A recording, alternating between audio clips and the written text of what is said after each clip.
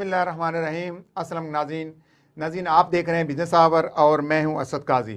नाज़रीन, दुनिया भर में इदारे अपने रियासत को चलाते हैं, उनको मुनाफा कमा कर देते हैं, लेकिन पाकिस्तान में बदकिस्मती ये है कि steel mill, railway, PIA, Pakistan post और इस तरह NHA, ये ऐसे इदारे हैं, बल्कि ज़्यादातर इदारे इसी तरह हैं जो खसारे में चल रहे हैं और ये पाकिस्तान के लिए सफ़ेद हाथी बन चुके हैं। आज के प्रोग्राम में हम स्पेशली रेलवे पर बात करेंगे। जब पाकिस्तान आज़ाद हुआ था तो उस वक़्त रेलवे की जो लंबाई थी वो 8,561 किलोमीटर थी और इस वक्त तकरीबन 7,791 किलोमीटर रह चुकी है। और इसके अलावा खसारा दिन ब दिन बढ़ता जा रहा है और तकरीबन इस वक्त रेलवे का खसारा 50 अरब रुपए से भी ज़ायद हो चुका है। और इसके अलावा हमने देखा है कि PI की निजकारी तो हुकूमत करने जा रही है, लेकिन रेलवे की निजकारी भी अब प्लानिंग में आ रही है कि अब सवाल ये पैदा होता है कि हमारे हुक्मरानों ने इस तरफ पहले तवज्जो क्यों नहीं दी। ये खसारे में चलने वाले इदारे हमारे ख़जाने पर बोझ बने रहे और इस वक्त हमारा मुल्क तकरीबन दिवालिया हो चुका है और जब अरबों रुपए के खसारे में इदारे चलेंगे तो लामहल्ला तौर पर मईशत बर्बाद होगी। और ये आज से नहीं है, पिछले कई सालों से ये मसाइल हम फेस कर रहे हैं। और इसके अलावा नाज़रीन, हमने देखा है कि महकमा एजुकेशन भी ये भी रियासत की बुनियादी जिम्मेदारी है, लेकिन उसके अंदर भी इसमें मराकज़ में सालाना इम्तहानात हो रहे हैं। बूटी माफिया सरगर्म है, उस पर भी बात करेंगे। मेरे साथ स्टूडियो में कामरान अली हैं, ये सीनियर साफ़ी हैं। कामरान खान, क्या कहेंगे, इस वक्त तो पाकिस्तान के अंदर जो भी सरकारी इदारे हैं वो खसारे में चल रहे हैं और उसके जो मुलाजमीन हैं वो कौमी खजाने पर बोझ बने हुए हैं। क्या कहेंगे, किस तरह हम इन इदारों को बेहतर कर सकते हैं या मुनाफा बख्श अदारा बना सकते हैं? बिस्मिल्लाहिर्रहमानिर्रहीम। लाखों करोड़ों दरूद नबी अकरम सल्लल्लाहु अलैहि वसल्लम और उनकी आल पर बहुत शुक्रिया। असद काजी साहब, आपने मौका दिया बात करने का। देखें, जिस मुल्क का एहतसाबी निज़ाम कमज़ोर होगा ना, वहाँ पर तमाम अदारों का यही हाल होगा। आप अगर देख रहे हैं ना कि कुछ अदारे जिस तरह LDA और दीगर अदारे इस वक्त परवान चढ़ रहे हैं और इनके अपने बजट से फ्लाईओवर्स तैयार हो जाते हैं और ये बड़ा अच्छा एक मतलब समझते हैं कि फल फूल रहे हैं अदारे, तो आप इस बात की तसल्ली रखें कि आने वाले दिनों में ये भी दिवालिया हो जाएंगे क्योंकि एहतसाबी अमल यहाँ पर भी कमज़ोर है।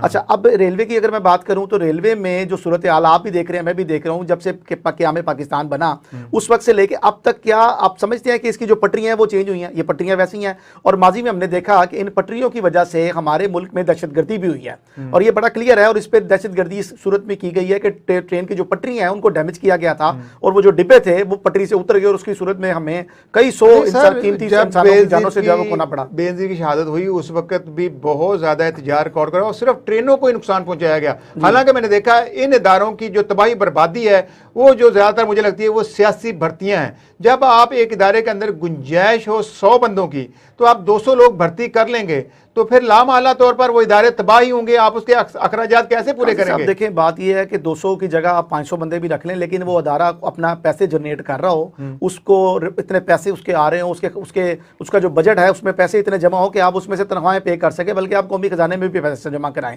देखें, रेलवे जो है ये किसी वक्त में हमें प्रॉफिटेबल बिजनेस देता था, हमारे मुल्क की एक समझ लें कि रीढ़ की हड्डी का किरदार भी अदा कर रहा था। बरतानिया ने सिर्फ और सिर्फ रेलवे की बुनियाद के ऊपर 100 साल बरसगीर पर रूल किया और हमने देखा कि हमने जब से रेलवे को संभाला है हम रेलवे को तबाही कर रहे हैं और खसारे में चला रहे हैं, अपनी जेब से डाल रहे हैं। कितना अर्सा चलाएंगे? देखें, गोरे ने ये किया हमारे यहाँ, गोरे ने हमारे यहाँ कुछ जमात बंदियां बना दी, मतलब हाई क्लास के लिए कुछ और ट्रेन का नाम रख दिया, आम मेरे जैसे आदमी के लिए, आप जैसे के लिए कोई और ट्रेन का नाम रख दिया, हमारे लिए डब्बे और बना दिए, उनके लिए डब्बे और बना दिए। आप उनके लिए रियाया थे, आपके ऊपर वो हुक्मरानी कर रहे थे, उन्होंने अपनी क्लास को मद्देनजर रखा। हमने क्या किया 76 वर्षों में? हमारे यहाँ भी तो वही ABC क्लास है, अभी बिजनेस ट्रेन चल चुकी है, बिजनेस क्लास उसमें चलती है। मैं काजी साहब उसी तरफ ही आ रहा हूँ कि अब ये देखें कि ये वो गोरा तो करके चला गया, मगर हमारे यहाँ देखें कि हम गोरे के निजाम से अभी तक बाहर नहीं आए। अच्छा, खुद हमारे प्राइम मिनिस्टर अगर बाहर जाते हैं, मियां मोहम्मद शहबाज शरीफ, तो हमने अक्सर वीडियोस में देखा है कि वो इशारे पे खड़े होते हैं। हमने कई जगह पर देखा वो टिकट लेने के लिए लाइन पे लगे होते हैं, टिकट ले रहे होते हैं। मतलब वहां के लिए इनके पास असूल हैं अपनाने के लिए, हमारे अपने मुल्क में अपनाने के लिए असूल नहीं है। मतलब अगर आप यकीन कर सकते हैं कि यहाँ पर किसी लाइन में लग के हमारे मुल्क के वज़ीर-ए-आज़म पाकिस्तान शहबाज शरीफ साहब जो है वो टिकट ले, आप समझते हैं क्या ऐसा हो सकता है कहीं पर? या आप समझते समझते हैं कि बगैर प्रोटोकॉल के वो कहीं उतर के नीचे, मतलब देखिए लंदन भी जो है, अमेरिका भी जो है, ये भी तो इस सरजमीन का हिस्सा ही है ना, मतलब है तो ये धरती का हिस्सा ही, मतलब पूरी दुनिया में ये कोई खिता ऐसा नहीं है कि जो आसमान पे है या खलाई मखलूक वहां पर कोई रहती है। ये हमारे जैसे आप जैसे इंसान ही वहां पर रहते हैं ना, तो वहां पर ये डिसिप्लिन अडॉप्ट कर लेते हैं। मगर पाकिस्तान में रहते हुए ये सिस्टम अडॉप्ट क्यों नहीं करते? देखिए लीडर जो होता है ना, लीडर, उसके पीछे पूरी कौम चल रही होती है। लीडर अगर प्रोटोकॉल मांगेगा ना तो फिर अवाम भी प्रोटोकॉल मांगेगी। ये सिग्नल पर रुकेंगे तो अवाम भी रुकेगी। अब देखिए जब ये कानून का एहतराम करेंगे तो अवाम भी एहतराम करेंगे, जब ये कानून की धज्जियां बिखेरेंगे तो फिर अवाम कानून की धज्जियां बिखेरेगी। इनके गुजरने के लिए तो काजी साहब आपको पता है कि हमें भी खड़ा होना पड़ता है, इनके गुजरने के लिए तो इशारे भी बंद हो जाते हैं, इनके गुजरने के लिए तो ट्रैफिक वार्डन्स जो हैं उनकी भी दौड़े लग जाती हैं। थोड़ा टॉपिक से हम हट जाएंगे। मुझे बताएं, अब रेलवे में बेहतरी लाई जा सकती है, क्योंकि हमने देखा एक आम ट्रांसपोर्टर भी अगर अपनी बस सर्विस शुरू करता है तो वो भी मुनाफा बख्श उसको बना लेता है। हमारे यहाँ क्यों ये लोग इसके अगर एसेट देखें, इसकी जो प्रॉपर्टी देखें रेलवे की, इनके स्टेशन देखें, इनकी प्रॉपर्टी ओवरऑल वैल्यू निकालें तो आज भी अरबों नहीं खरबों रुपए में होगी। अच्छा, लेकिन फिर भी खसारे में। मैं थोड़ा सा पहले तो आपको ये बयान कर दूं कि ये जो ट्रेन वाला मामला है, ये जो अब ट्रेन है ये अब आम आदमी की सवारी रहेगी, या लीड क्लास के लोग ट्रेन में सफर नहीं करते हैं। पहला मैं क्लियर बता दूं, वो बाय रोड चले जाते हैं या बाय एयर चले जाते हैं। नाकामी की वजह ये भी है। दूसरा मैं आपको बताऊं कि रेलवे की जो अराजी है वो अरबों रुपए पे मुहित उसकी रकबा है। अच्छा, उसमें मैं आपको बताऊं कि वो जो जगह है वो कुछ सरकारी मुलाजमीन ने अपने नाम पे अलॉट करा के आगे किराए पे दी हुई है। किसी ने जनाब अपना भैंसों का फार्म बनाया हुआ है, किसी ने जनाब अपना ट्यूशन सेंटर बनाया हुआ है, लोगों ने मुख्तलिफ काम किए हुए हैं। अच्छा, इसमें मैंने पहले ही प्रोग्राम के शुरू में कहा कि जहां पर एहतसाबी अमल नहीं होगा वहां पर ऐसे ही होगा।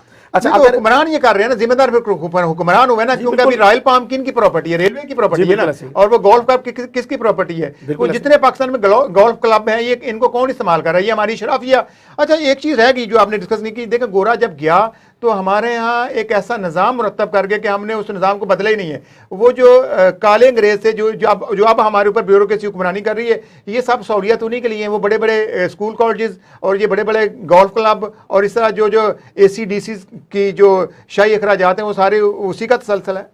देखिए, मैं वही आपको अर्ज कर रहा हूँ कि गोरा तो चला गया मगर वो अपने कानून और अपनी रिवायात जो था वो पाकिस्तान में छोड़ के चला गया। अभी सूरत हाल ये है कि अभी हम जो है ना वो गोरे की अदवार के ऊपर ही चल रहे हैं। हमारे यहाँ अब अफसोस से बताना पड़ रहा है कि इस्लामी जमहूरिया पाकिस्तान है, मगर आप अदालतों में अगर जाएँ, आपके ऊपर अगर फर्स्ट इन्फॉर्मेशन रिपोर्ट दर्ज होती है, FIR जिसे कहते हैं, तो उसके ऊपर भी गोरे के कानून के मुताबिक ही जो दफात है वो लगाई जाती है। बिल्कुल, वो सारा गोरे के ऊपर ही चल रहा है, लेकिन नाम हमारे मुल्क का जो है वो इस्लामी जमहूरिया पाकिस्तान है।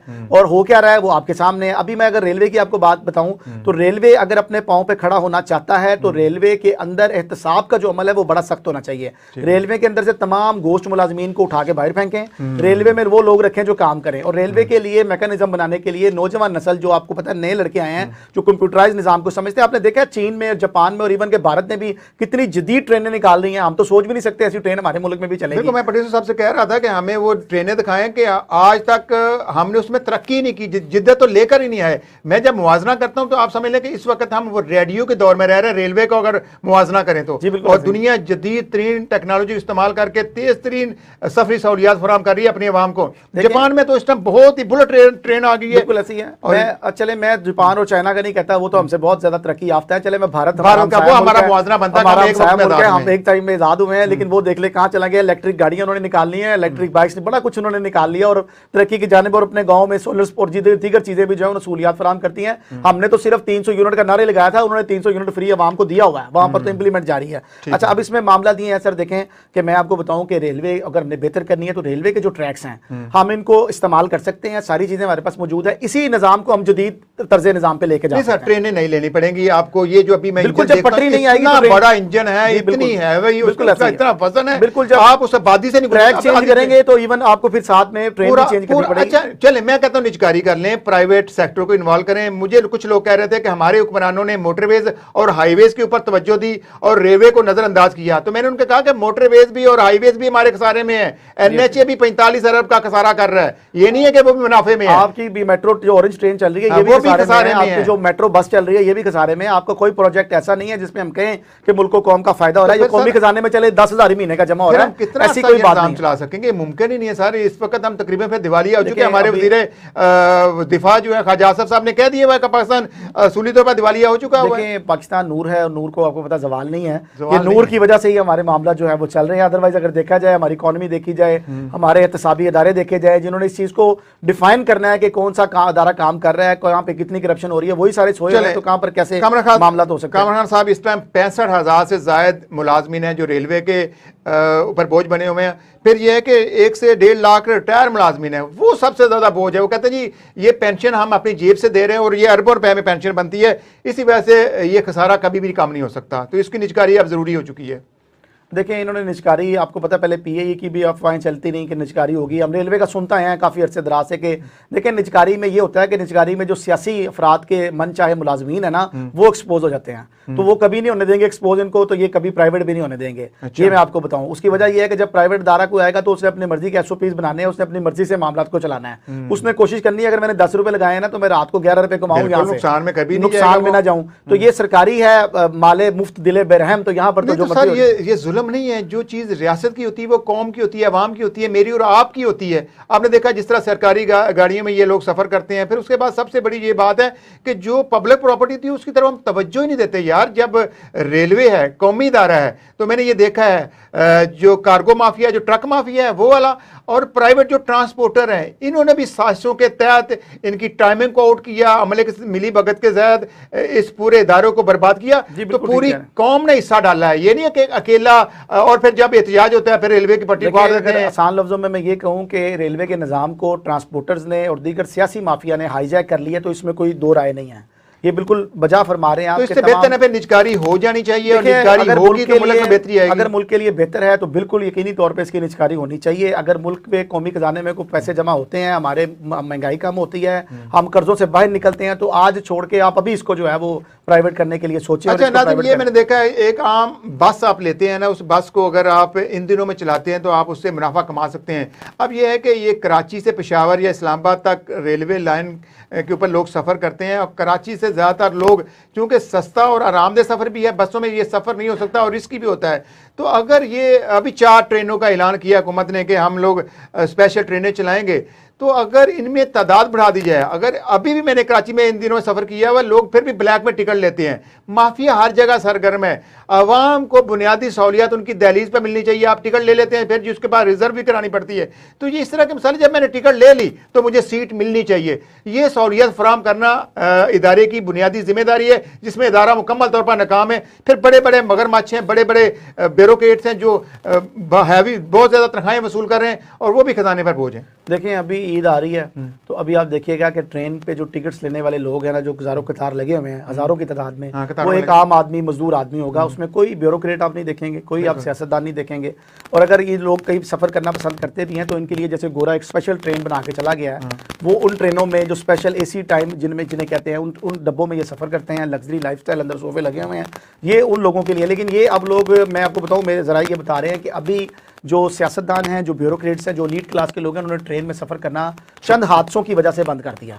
जो पिछले दिनों हादसात हुए हैं, हमारी पटरियां, हमारे पुल आज से 100 साल पुराने हैं, अंग्रेज दोबारा इस रोड के ऊपर इस पटरी पे गुजरे, देखिए काजी साहब, वो खुद ही इस चीज को समझे, वो डरते गुजरे ना इसके ऊपर। मुल्तान के इलाके में और सखर और रोड़ी के इलाका में मुतअद्दिद बार जो है वो ट्रेन हादसात का शिकार हुई हैं। उसकी वजह ये थी कि वहाँ पर ट्रेन की जो पटरी थी उसको डैमेज किया गया मुख्तलिफ जगहों से, जिसकी वजह से वो डिब्बे जो थे वो पटरी से उतर गए और काफ़ी जानी नुकसान भी हुआ। एक तो ये अलमिया है। दूसरा मैं आपको बताऊं कि ट्रेन आप प्राइवेट करें ना करें, लेकिन कम से कम खुदारा इसके जो गिरदोनवा के इलाके हैं वहाँ पर आप बाढ़ तो लगा, मैं ये कह रहा हूँ कि इसको ना बदलें, आप प्राइवेट सेक्टर को लें, वो अलहदा से अपनी चीज़ें बना लेगा। आपने देखा दुबई से इंडिया ज़ेर ज़मीन, ज़ेर समंदर के नीचे से वो उन्होंने रेलवे लाइन बचा ली है। दुनिया बहुत जदीद होती जा रही है, जदीद टेक्नोलॉजी को अपनाई जा रही है, लेकिन हम आज भी 100 साल पीछे, वही रेलवे 100 साल पुरानी। ये जो ट्रेनें चल रही है ना, इसके गिरदोनवा में जो आबादी है, जैसा कि आपने पहले जिक्र किया कि लोगों ने कुछ जमीनें लौट कर आके अपने कारोबार भी वहां पर शुरू किए हुए हैं, तो ये जो साइड सराउंडिंग में इसकी जगह जो बची हुई है ना, यहाँ पर देखें बच्चे भी खेल रहे होते हैं, किसी की बॉल जो है वो पटरी, कई हादसा ऐसे हैं जो रिपोर्ट हो जाते हैं, कई ऐसे हैं जो रिपोर्ट ही नहीं होते। कुछ ऐसे इलाके हैं जहाँ के आप मीडिया की जहाँ तक पहुंच नहीं है, रसाई नहीं है, लोग बता नहीं सकते। अब वो क्या करते हैं, हादसा हो गया, वो बेचारा उसको जो है उसकी मैयत लेके उसको थोड़ा सा एहतजाज करते हैं, उसको दफना देते हैं। अब देखें छोटे बच्चे भी उसके सराउंडिंग में खेल रहे हैं, लोगों के जानवर जानवर भी बंधे हुए हैं, किसी का गधा, किसी की भैंस, हमने अक्सर देखा है कि वो ट्रेन की जद में आ जाता है। तो जितनी भी ट्रेन चल रही है पूरे पाकिस्तान या बड़े शहरों में अंडरग्राउंड साइडों पे देखें, खुदारा बाउंड्री वाल आप लगाएं, उसको सेव करें, जहां जहां स्टेशन है वहां से कट रखे, जहां स्टेशन नहीं है वहां पर बाउंड्री वाल का। इतना वजनी इंजन जब गुजरता, ट्रेन गुजरती तो उसके सराउंडिंग में जितनी आबादी होती है वो सारी इफेक्ट हो रही होती है। मैं बार बार यही कह रहा हूं कि ये लोहे को भेजें, इतने बड़े बड़े इंजन रखने की अब आपको क्या जरूरत है, नई जदीद टेक्नोलॉजी लेकर आए। ये बड़ी खूबसूरत बात की है काजी साहब आपने कि जदीद दौर है, तो जदीद दौर में जो है वो जदीद तर्ज जिंदगी को भी अपनाना चाहिए और लोगों को जो है ना फैसिलिटेट करना चाहिए, सहूलियात फराहम करनी चाहिए। उसका शोर शराबा भी नहीं है। मेरा ख्याल है जो आप ट्रेन बता रहे हैं उसकी फ्यूल कंजम्पशन भी जो है वो भी कम होगा। सर हम डीजल महंगा, हमारे यहाँ को तेल के जखायर तो नहीं है। आप जब आपकी अपनी जरूरत पूरी नहीं हो रही तो आप इंजन को इलेक्ट्रिसिटी पे ले आए और सोलर आ गई और वो टेक्नोलॉजी आ गई। पाकिस्तान वो वाहिद रियासत है जो इस कदर कर्जों में डूबी हुई है कि डिफॉल्ट के करीब है, मगर यहाँ पर जो बिजली बन रही है, जो बिजली की तकसीम कर कंपनी है, वो बिजली पेट्रोल और डीजल से बनाती है। ये बाकी दुनिया जो है वो पानी से बना रही है, हवा से बना रही है।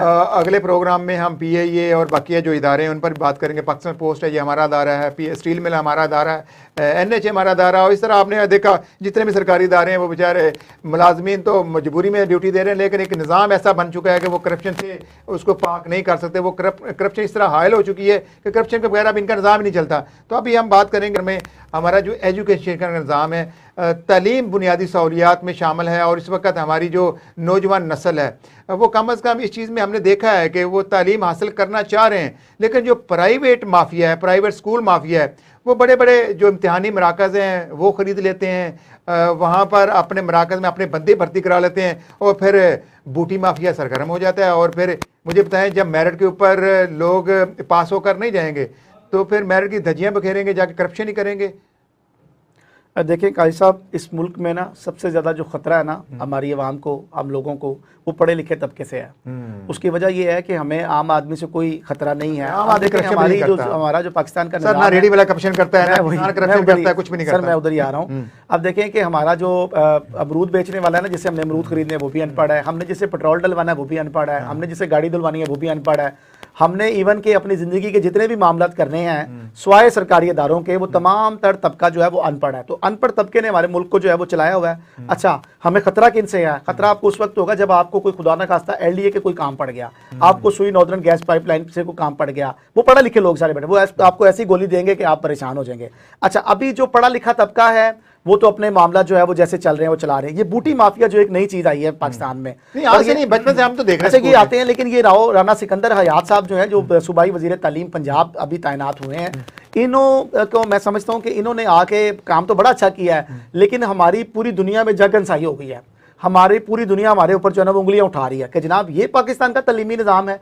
मतलब आप ये देखिए कि इन्होंने जो बंदे पकड़े हैं वहाँ पर, वो नॉन प्रोफेशनल, नॉन क्वालिफाइड, उनका कोई तल्लक ही नहीं तालीम से, और वो पहरेदारी कर रहे हैं ऊपर, और हज़ार रुपया मुबैना तौर पर एक बच्चे से जो है वो रिश्वत वसूल की जा रही है। ड्यूटियाँ लगवाते हैं स्पेशली कुछ पेमेंट अदायगी करके या रिश्वत देकर अपनी ड्यूटी लगाते हैं। मैं बताता हूँ, हुकूमत एक बजट देती है जनाब, ये 2 अरब रुपए का बजट है, इसके तहत आपने ये पेपर कराने हैं 9वीं और 10वीं जमात के, वो फंड आ जाता है। फिर आपको पता है जब हमारे यहाँ सरकारी फंड आता है तो फिर उसकी बंदर बांट भी होती है। वो बंदर बांट फिर कुछ इस तर्ज की होती है कि वो सरकारी मुलाजमीन जो है ना वो है हमारे शाही मुलाजमीन। शाही मुलाजमीन कहते हैं जी इसी तो ड्यूटी नहीं करनी, हमसे तनख्वाही मिलनी है ना, हमें क्या जरूरत है वहां जाने की, तो वो छुट्टी लिख के दे देते हैं। या वो ये करते हैं, अपने चचा ताया पुप्पी का कोई बेटा बेटी पकड़ी, उसको कहा भी आप चले जाओ, मैं आपका नाम एंटर करा देता हूँ, आपको पर डे के हिसाब से 4000 5000 रुपया मिल जाएगा, आप जाके वहां पर ड्यूटी करना क्या, सिर्फ ध्यान नहीं रखना है। और अगर ध्यान नहीं रखेंगे तो फिर ज्यादा फायदा। उसकी वजह यह है कि ध्यान नहीं रखेंगे तो ड्यूटी करने देंगे तो आपको पैसे मिल जाएंगे।